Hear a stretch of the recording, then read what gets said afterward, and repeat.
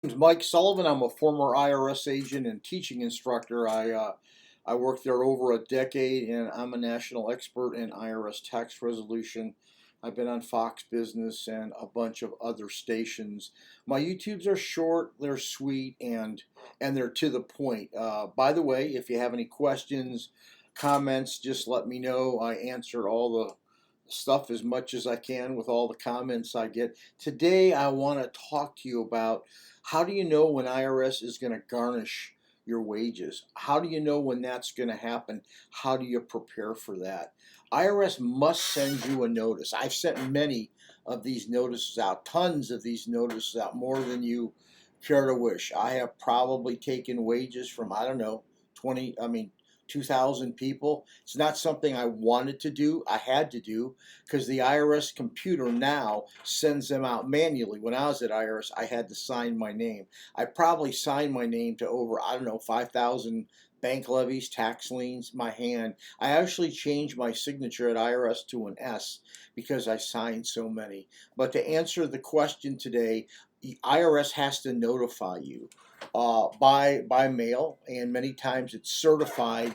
You will get a 504 notice, a CP 504, but after that, you have to get a 1058. You must get your collection due process hearing. Sometimes it comes in a CP 90 or CP 91 or 1058.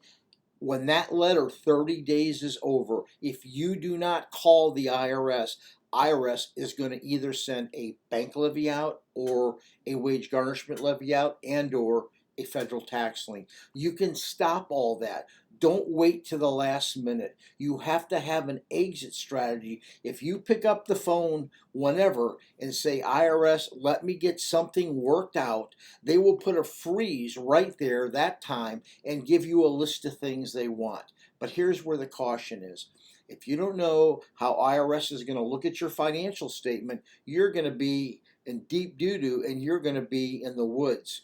IRS is going to want a current financial statement on you to make a determination on your case. There's three different verticals that they're going to put you in: hardship, currently non-collectible, payment agreement, or IRS may say, we'll put a freeze, file an offer, and compromise. What you have to understand is how the IRS is going to look at that financial statement. Your financial statement, if you're sending it to the service center, is at a 433F. If it's at the local office, it's at a 433A.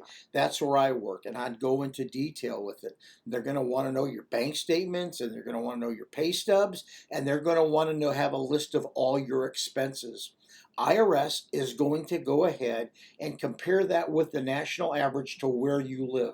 They have national standards and local standards. Do not call the Internal Revenue Service unless you understand the national standard program, because if you're living off $5,000 a month and IRS says based on where you're living now we only allow $4,000 a month, you're going to have a $1,000 check to IRS.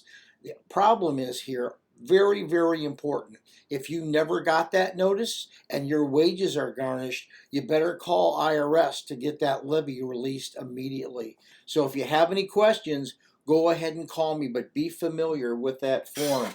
I'd appreciate if you like what I'm saying. I'd love you to like this. There's a little bell, a notifier, and maybe leave me a comment. So if you would subscribe, like me, and there's a little bell down there, do that, and you'll get more information.